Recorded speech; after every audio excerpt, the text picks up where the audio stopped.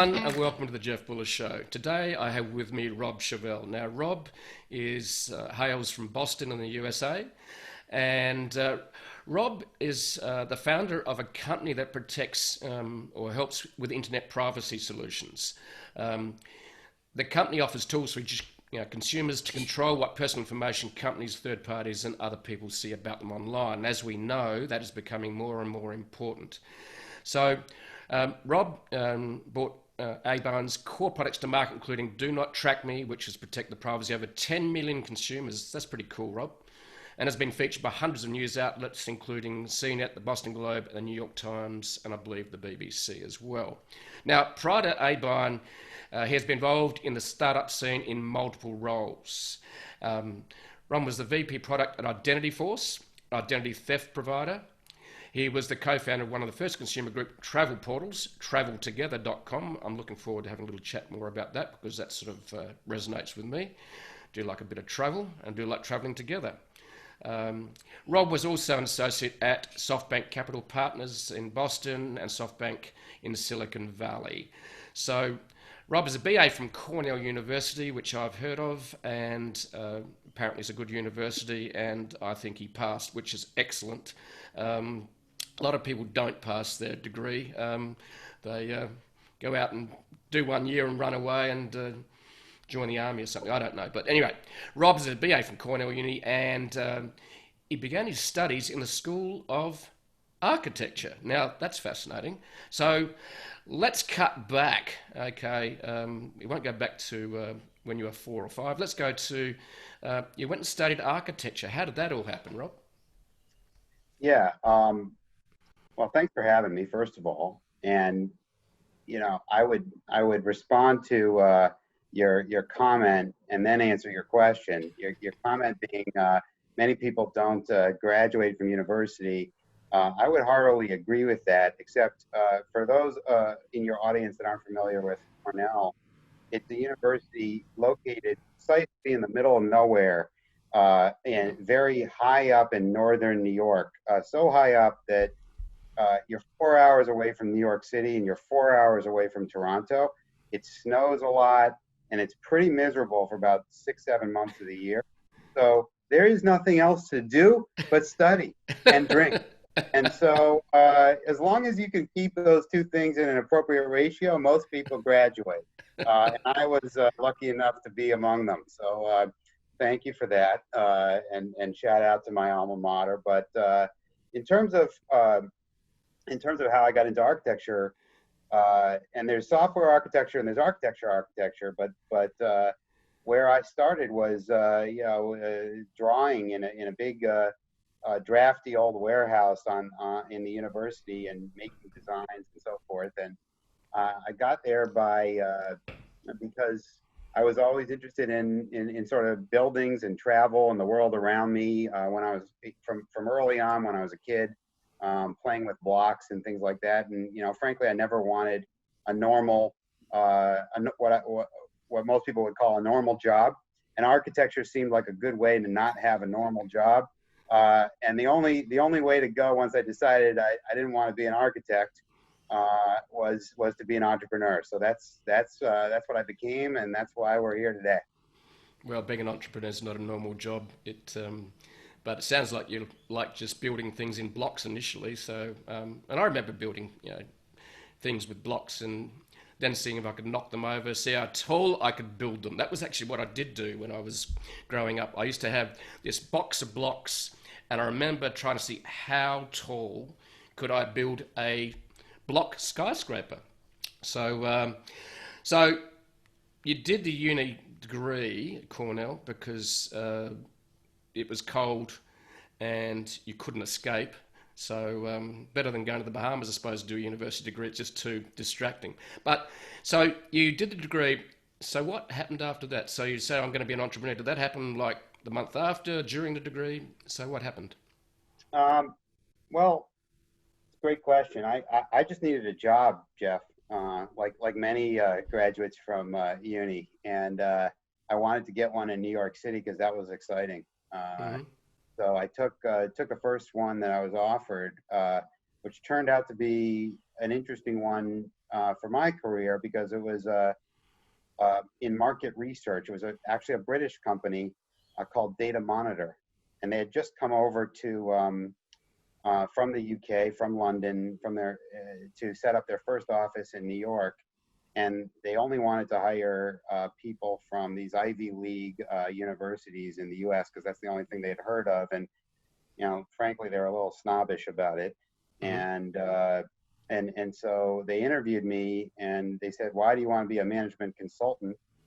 And I had no idea what a management consultant was, but I came up with some kind of answer, and and they hired me, and it turned out that I didn't really need to be a management consultant because they were just a market research company anyway. They weren't a management consultancy. So the point about that was I needed a job. I took whatever I could get. I highly recommend any recent graduates maybe do a little bit more research than I did, but it turned out for the best. And really, in market research, you get a chance to learn while somebody else is paying you. It's in fact, I like to refer to it as a paid form of graduate school. It's a paid MBA. You get to talk to business people. You get to write reports. You get to learn about industries, and you get to, in this particular company, at Data Monitor, which is still, a fairly large enterprise today.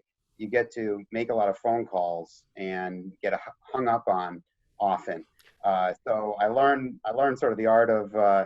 I learned what a lot of salespeople have to learn, which is, you have to get on the phone and make your point quickly and effectively. And I think that's been helpful as an entrepreneur, a helpful skill to have. And, you need a bit of a thick skin as well, Jeff. Yeah, it's you certainly summed up quite nicely about rejection. That's what a salesperson has to get used to. Don't take it personally and move on quickly, and get on the phone. I remember calling when I started in sales in the corporate, when the rise of the PC revolution. I leapt into the middle of that and was selling PCs to government and corporates, and 2 hours in the morning was spent making cold calls, which was my favourite love to hate experience. But I survived. So handling, being able to handle rejection is an important skill, I think. It's not take it personally. So you joined them, and then you moved on to, what was the next thing after that? So because I went to SoftBank, which is a big venture capital finance company. I wanted to be in the middle of the action in Silicon Valley.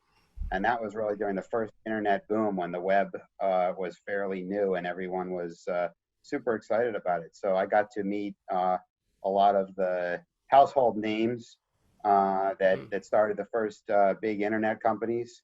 And it was really an exciting time. That's what I did next. I was lucky enough to be able to take that experience in market research and convince some of the folks that were giving money away to startups that was relevant experience to help them research and analyze new startups that were building internet businesses at the time. Was that Silicon Valley or was that in Boston? Silicon Valley, Mountain View, California, conveniently very close to where Google's headquarters is now. And I think Google is going to be a company we're talking about later with regards to data privacy. But yes, I was right in the middle of Silicon Valley. Of course, I lived in San Francisco because I was young and single, and I didn't want to be down in the sleepy suburbs where all the technology companies were located.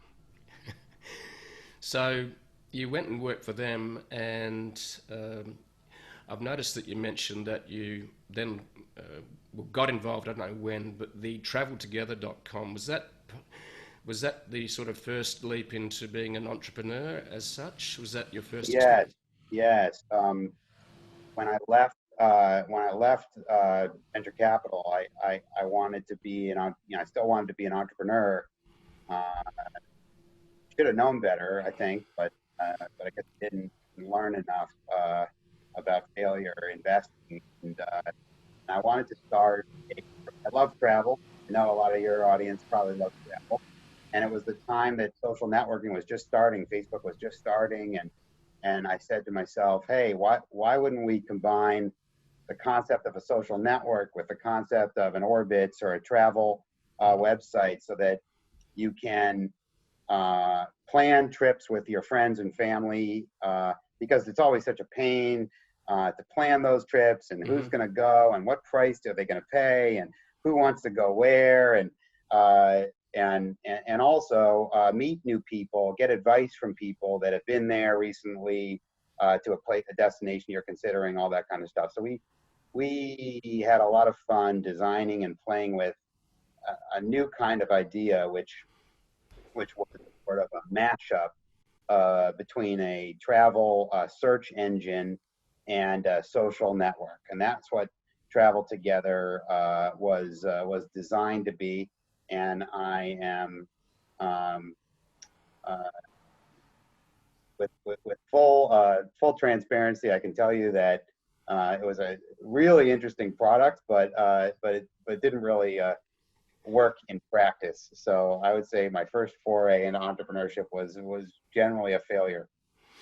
Well, I believe that most entrepreneurs that succeed have at least two failures. So welcome to the club. You're not an orphan on that. I had the same issues. There's two of my companies I started didn't work out. So it's a badge of honor. It's a badge of honor almost, really. Well, you had that sales experience, and you've had some failures, and so have I. And I think it's as you say, it's par for the course. I think I would also tell you that, having spent a lot of time in California and Silicon Valley, the people that I actually can't stand the most, the worst people in the world, in my opinion, are the sort of the opposite of what you just described. The people that have gotten lucky twice, the entrepreneurs that have succeeded because they've gotten lucky twice in a row. There's nobody more difficult to deal with than those people. So it does, luck can work both ways. Let me just say that. Yeah, it can. It can. And so let's move on to where you are today. So I noticed you work for a company as a vice president of product at Identity Force, which is an identity theft provider. Sounds like that was a bit of the inspiration from that experience to do what you're doing today. So where did the inspiration come from for Abine? Yeah, I think it came from working in the identity protection industry, and seeing how bad the product was, in my opinion, and also looking at what was going on the internet. Facebook, 10 years ago, when myself and a couple of much smarter guys from a different university, MIT, started the company, we were looking at all of the social networking happening. Facebook was really expanding and was just about to go public on the American stock market.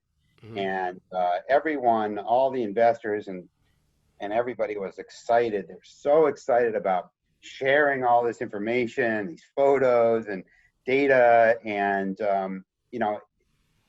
we take it for granted so much now. It's almost hard to remember how new and exciting it was 10 years ago. Mm-hmm. And at that point, we thought, what will happen after the excitement starts to wear off? What's going to happen then? What's the result of all of this data sharing and social networking going to be? And as an entrepreneur, you try to build businesses that anticipate that future happening, mm-hmm. Really, while everybody else is focused on a very different set of problems and excited about different things. And that was sort of the inspiration for the company, both me understanding how bad these old credit card monitoring and credit monitoring companies here in the U.S. called Experian, Equifax, and TransUnion. How bad those guys, they're 30 years old, and how antiquated their solutions were, and then combined with this rush for social networking and data sharing. Those were the things that got me excited, and my co-founders excited about starting a company that stood for consumers being able to control our information and protect our privacy, sort of the opposite of most of what we saw going on. So what year was it started? Was it around 2013? 2010. 2010. Okay. So yes, it was a bit of the gold rush. It was the wild west of social media. I remember starting my blog back in 2009, and yeah, it was exciting times. Everyone piled in. Everyone's having a great time. Everyone's sharing. But as we know, these platforms grow up and they become essentially monsters that rule the web and, in a sense, do what they like until they're called to account. I do remember about 2 or 3 years ago when Cambridge Analytica unfolded. I see that as maybe one of the, I suppose, tipping points where people are going, oh my God, this is not good, and I need to protect my data and privacy. So do you see that as one of the major tipping points, Cambridge Analytica? I do. I mean, there have been a number of them here in the United States, and I think to some degree globally as well. We had Edward Snowden running away from the NSA and revealing all of the surveillance secrets all over the globe, and he's still stuck in Russia. We've had these huge here in the U.S. Again, I'm talking about more U.S.-centric incidents, but we've had these huge data breaches where the most trusted companies that we have lost everybody's information, including our identity numbers and our credit card information and our all these data breaches. But I do agree with you that the Cambridge Analytica thing, when people started to connect the fact that their votes were being influenced, their political views were being influenced by the data they were sharing, by the social networking platforms, I think it was astonishing and troubling. And if we rewind to 2 weeks ago here in the United States, where we just held our presidential election, and considering how close many of the votes were between the two parties, and then backing away from that and thinking, hey, if companies can and advertisers and whoever else can manipulate the messages based on our data that we have unknowingly given out and has been collected by third parties about us, if we can be influenced by that, and that influence can be the difference between a win and a loss for a political party, because everything is so divided and so close, 49% to 51% to, it started to wake up people, I think, on a much bigger scale to how this problem can translate into very, very serious real world results and issues. I totally agree, and I think the one big part of the problem with that is that we exist within our own bubbles. And what happens is that the social media platforms, especially, serve up what they believe you need, which has been scraped from the data that you provided to them. And so what we happen is that social media, which was supposed to bring us together, is actually dividing us. Look, I was the eternal optimist. Well, I am an eternal optimist, but I leapt in and I went, wow, this is fantastic. I can reach the world. I can have a two-way conversation real time, and I can change the world, and the world will change me. And it was 2 years ago when I was in the World Youth Forum in Egypt, when I was presenting at the round table with the president of Egypt. And there was like the fors and against of social media at this round table. And I entered that, and I was, of course, on good the good side of the table, as in, you know, the optimist side of the table, whereas there are a lot of academics on the other side going, well, it's creating real problems, both with self-esteem, narcissism, depression, and for me, that was a little bit of a wake-up call in terms of I now need to look at it with a little bit more open eyes and look at the whole ecosystem. And over the last 2 years, it was 2 years ago when I spoke at the World Youth Forum, I've taken a little bit more of a pragmatic and realistic view rather than like the rose-coloured glasses. And we only have to see how elections are playing out and how, you know, the bad actors are using it to influence, you know, we've got foreign countries trying to influence other countries' elections. So I used to have, you know, I was euphoric about social media in 2009, 2010. I used to see America wake up on Twitter and used to have these fun conversations. But like any technology, technology can be used for good or for evil. You know, dynamite used to be used for creating,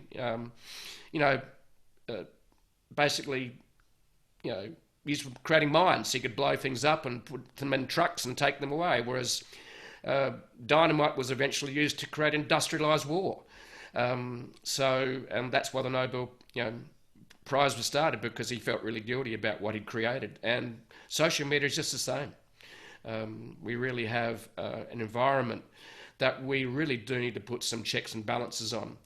So let's go into a little bit of what you guys do to make sure that you do protect privacy and what you see some of the big issues. So what are some of the biggest issues you see in terms of privacy? And then the next part of that equation is, what can you do about it? So I think the issues are ultimately related to how free a society we want to have, or any society wants to be, any government and group of citizens wants to have, and I do think that's, you know, to be very philosophical about it, I think that's important. I think having the freedom to for individuals to go do things, you know, that might not be exactly what somebody else considers to be the right thing to do at a high level is important. And not feeling like there's somebody always watching us every time we're doing something is a big deal. So specifically, what are the problems that losing privacy and sharing all this data are about? I think, you know, they're about politics. We've already talked about that.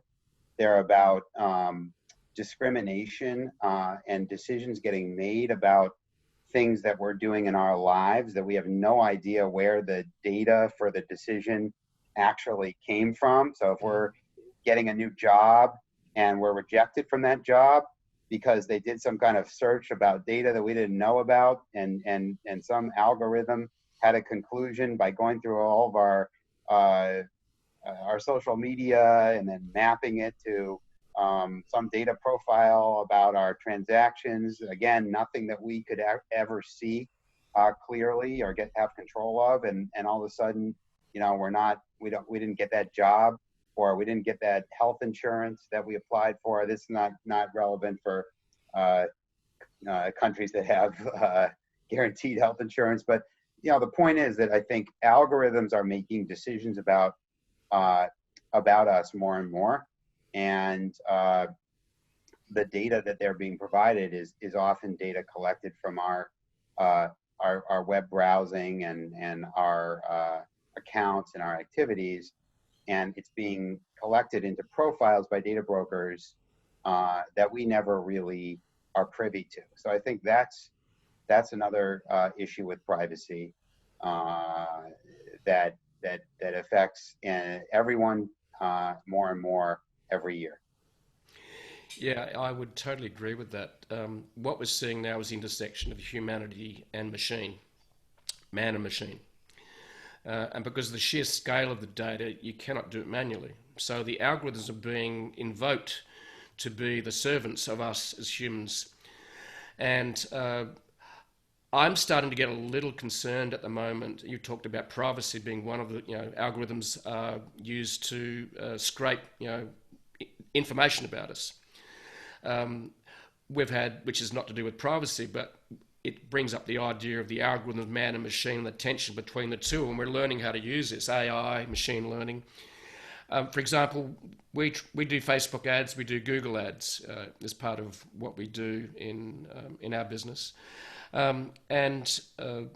so from time to time we have an issue with an ad being rejected because of sensitive issues, for example, from Google, and Facebook's going rejected because of their policy on X. The reason, what's happening though, is they aren't. The reality is that what we're putting forward has got nothing to do with these sensitive issues and other things. It's because the machine is not behaving itself. We're still training machines to behave themselves. And I think we're at the intersection of man and machine at the moment, and we're using the machines and the algorithms to do stuff, and they're stuffing up. And I would say that would be happening in the privacy space. And it really concerns me because we're at the intersection and early days of AI and algorithms that are running the show more and more, and the human's not involved. Try and call Facebook helpline. Doesn't exist really. Try and call Google. I actually do speak to Google occasionally. But the reality, now we have machines as being the gatekeepers. And it is scary, and that would play into the privacy space as well. What are your thoughts on that? I couldn't agree more. And I think, I'm not here to say technology is either bad or good. And, I for example, couldn't be more excited to get a self-driving car. I mean, I cannot wait to, go to sleep in my vehicle and wake up, at my program destination. That is going to be one of the most thrilling changes I hope to see in my lifetime. And it's all driven by AI, ML, and data sharing. So I'm not here as the privacy guy to call out the entire technology industry. I've been an investor. I understand that, that there's there's incredible advantages, but I do think we need an equilibrium. Every society, in all of our, just as humans, we always need an equilibrium. We need, we need excitement and we need rest, and we need to have boundaries around the algorithms, the decision making, what's private, what's public, and frankly, the last 20 years of the technology industry. Particularly in the United States, we've had no equilibrium. We've had no balance. We've said, hey, Google, hey, Facebook, hey, Twitter, go off and create and invent and use the data as much as you can, however you want. And now I think the next 10 years, possibly next 20 years, are going to be a return to some kind of discussion, mandate, regulation, and set of technologies. Hopefully we're, our company is included in that help rebalance and provide an equilibrium back to society and back to each one of us who's looking for both the advantages of sharing our data as well as more control and transparency over what decisions are being made about our data and who's monetizing it. Mm. Yeah, I totally agree. I think we've gone through the Wild West stage, open slather, go for it. We all got excited. We chased the shiny new toys. We dived in and used them. And we got, oh my God, we now have a situation which is run by someone else. Our lives are bubbles of information. Look, for example, it's sort of happening around the world, but in America, for example, you've got the polarization of politics, you've got the polarization of news. What I try and do is I bring up a website which is one of the polar opposites of the other. I just want to read what they're saying so I can have a much more balanced view. Because the danger, I think, with polarization and also being in bubbles is that our reality can become incredibly distorted. Yeah. And that scares me a lot because the machines are designing what you are going to see every day. And I do love the randomness of getting something served up to me that's not in my bubble. Give me something different. Show me, excite me.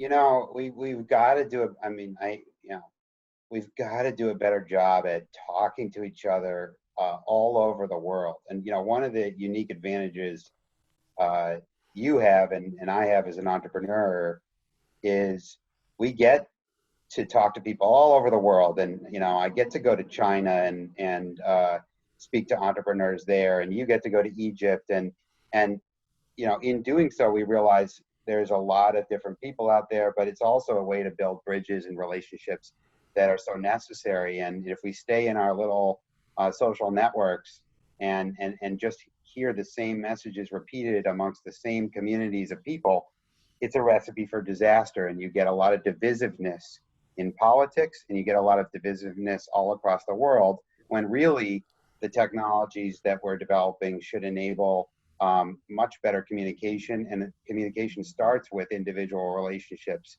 that are able to bridge these cultures and geographies and things like that. Again, I'm hopeful that like you, I'm an optimist. I hope technology can help us, but I do see a lot of problems that entrepreneurs like myself and others can try to help solve, so that we don't go in a single direction here, because it doesn't feel like the direction that we're going in is the best one, the one that we all wanted when we started this social networking, cloud data sharing, and Internet 2.0 journey 10 years ago. Yeah, we all leapt in, we all got excited, we rushed into it with excitement, and reality now has crept into the equation. We're seeing the corporatization, the industrialization of social media. One of my phrases I used to use was, social media allowed me to bypass the gatekeepers to get my message out to the world. The reality is they've now become the gatekeepers. And that's a bit scary, and the machines have become also the gatekeepers. And we've got to try. It's a problem. And the one piece of good news I would say is if you study the history of technology or just history at all, you realize this is nothing new, really. No. There's a pattern. We're all following a pattern that's happened before. And I was looking up the history of the seatbelt for a presentation I was giving last year. And it's got an interesting history and a pattern that I shared with, in my presentation that I just remembered about as we were talking. And in the United States, the cars first didn't come with seatbelts. There was no consideration for safety, at all. Then a decade went by or more, and they finally started putting in seatbelts. Then finally there was a law that said, hey, cars have to come with seatbelts. Mm-hmm. And then little by little, at least in the United States, they actually passed a law briefly. It was only passed for like 2 years, that said your engine of your car will not start unless your seatbelt is clipped in. And at that point, people just said, hey, screw you. Or at least Americans said, hey, screw that. We can't deal with that. It's too much protection. That's not freedom. It's not freedom. It's not freedom. And so they repealed that law, and the auto manufacturers never did anything that significant to mandate protection again. And so I think that there's an analogy there between what needs to happen in the data privacy conversation, and I'm optimistic that it will. And I think that it's already started in Europe with the GDPR, and it's starting here in the United States, and hopefully in Australia and other geographies as well. So I'm optimistic that we'll get there, and it's a process, and we shouldn't forget that, in a way, excitement for new technology, and then the reality setting in, and having a mature adult conversation about what the parameters really need to be, is all part of something that's been done many times before. Yeah, I agree, and we're just having this is a natural evolution of any technology, is that it goes from excitement to out of control to being brought back to control, and this is a generation. This is 25 years. That's the scary part. Is it just going to take time? So what do you see as some of the big solutions to the problems? Now, number one problem is privacy data.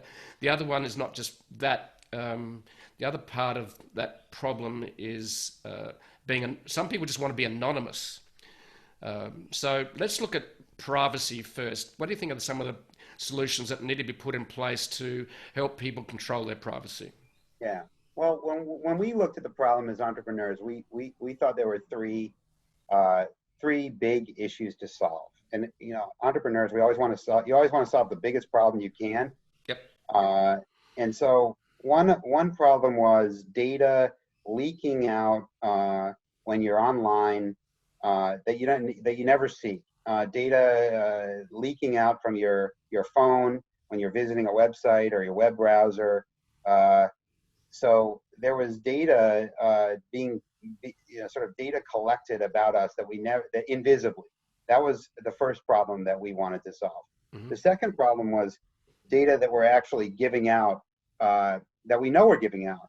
When we share our data, when we create accounts, when we buy things, we're constantly sharing our personal information with other companies, with third parties. So that was the second problem we wanted to solve. And then we didn't think about it, but our customers came to us and said, well, there's a third problem, guys. My data's already out there. I've already been sharing my data. I've already been online. Why is doing the right thing now going to help if my data is already out there? And so for each of these problems, we created a technological solution. So we had a product called DoNotTrackMe, which stopped the invisible tracking that happens when you're on your browser with all these different ad networks and third parties. And then we created a solution called MaskMe, which let you provide anonymous or alias or disposable, or what we call conveniently in the COVID era, we call masked credentials. So you can create a masked email address in our software, a masked phone number, or even a masked credit card, which are working variations of those things that allow you to communicate via email or phone, or make a transaction with a credit card without actually revealing your real personal email address or your real personal mobile number or your credit card that your bank gave you.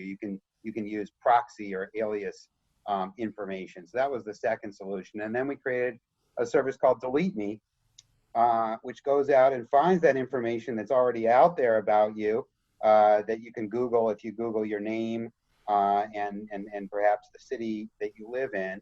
And in particular, it's a problem in countries like the United States, where we've got a very active data broker industry that's constantly scraping and selling and creating profiles about everybody.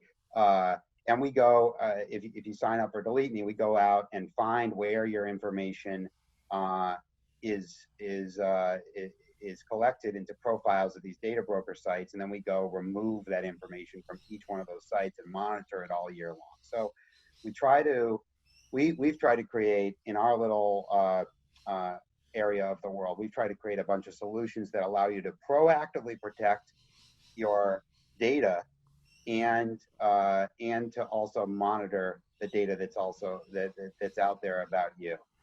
And so that's how we view the world and the services that we can provide. But there's many other, I'm encouraged to say, there's many other new exciting privacy companies that people can use to help them get back some control over their data.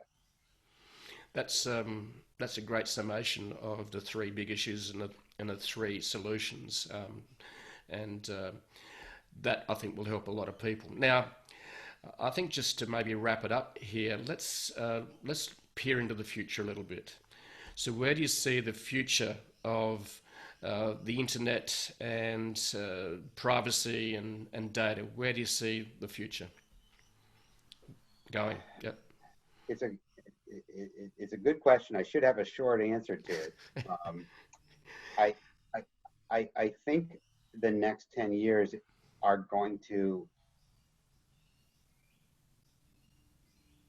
they're going to be interesting in the sense that everyone, I'm biased, I'm an entrepreneur, I'm in the privacy space, so take what I say with a grain of salt, if you will, but I do think that all of us who are increasingly online, increasingly using our phones for everything that we do, whether we're in the car using maps or on Zoom calls because of a pandemic or whatever, I think we're all going to be more aware of the data that we're generating as we're living a greater percentage of our lives using digital technologies. Mm-hmm. So that's just a fact, and I think it's increasing. And so I think the awareness of what data is being captured about our lives is going to increase. And I think that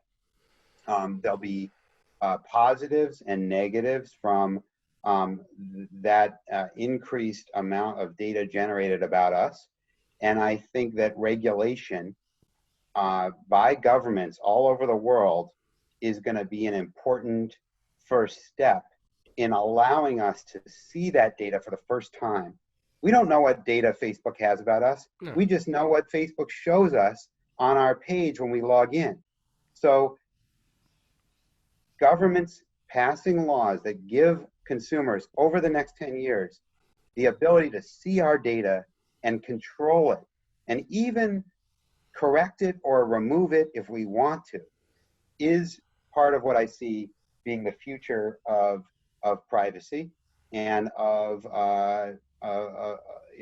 data and our digital lives. And we hope that ourselves, Abine and other companies spring up to make it easier for consumers to finally take the new rights that they have that are granted to them by the new laws that are passed, and actually enjoy or take advantage of those rights in practice in their daily lives. And ultimately, I don't think the future is going to look all that different than the present, but I do think that consumers will have more visibility and control over that increased amount of data that's floating out there in the digital cloud about us. So it's not a soundbite, but that's ultimately how I see the next 10 years playing out. I'll ask one last question which sits in that space. How do you see the role and the tension between man and machine being part of that next 10 years playing out? This is a big debate in Silicon Valley right now. My friends that live there, when we go out and get a beer, they're all talking about whether AI is going to truly, quote unquote, take over for human beings. And I think my personal view is in a lot of domains, specific domains where pattern recognition it can be done just a million times faster than the human brain, you're going to see a lot of successful implementations of AI, where decisions that people made are made better than humans. But I think what we need is very, very clear boundaries for that and rules, so that you can call Facebook if you have a problem, and you can intervene in a decision made by a robot, in effect, and you have rights under the law in order to do that. So that's what I see happening. I do not see what they call AGI happening anytime soon, which is the notion of a truly artificial brain, something that is much smarter than a human, that thinks like a human. I don't see that happening. I'm a little skeptical about it, but it's hotly debated in Silicon Valley. And I'll leave you with one interesting story about the use of AI in decision making. And I was thinking about it when you said, hey, Australia is originally a prison colony, and I spent some time when I'm not trying to make money, trying to help inner city kids and doing some philanthropy around that. And these kids are in and out of the judicial system, and we have as you may know, we lock a lot of people up in America, and there's this complicated, antiquated system of courts and trials and habeas corpus that we inherited from England, like you guys did. And one of the areas that people are interested in reforming with AI is the law, and how courts review cases and who's sentenced and why. And it's going to be one area of many that I think everyone should be very interested in watching play out over the next 10 years, because it may not be as simple as we think it is to figure out what's good and what's bad. And I was on Twitter debating something about this with someone, and one African American said, U.S. citizen, said, I can't wait for AI to replace humans in the court system, because we're finally going to get a fair trial. So I tell that story just to make everyone think of all of the different, maybe counterintuitive ways that AI is going to transform, both potentially in positive ways and in negative ways, various domains in our lives. I think that's very well summed up. And as humans, we have an incredible amount of bias created by our backgrounds, our friends, family, culture. And what you've essentially said is that the machine can just bring a level of rationality to a decision that removes that bubble, that I suppose bias that African American mentioned he would like to see removed, so that he can live even as free a life as he possibly can. I think that's, hopefully we can do that with the technology, and we're on a journey of evolution of technology and humanity and the tension between them, and hopefully we'll find a balance somewhere in the middle, and that's what the Tao is all about. It's about living in the middle, the tension between the extremes that we need to work out. Thank you very much for your time. It's been an absolute pleasure, Rob, and look forward to catching up in real life once the planes are flying again internationally. So thank you very much. Indeed. Pleasure. Thanks for having me, Jeff.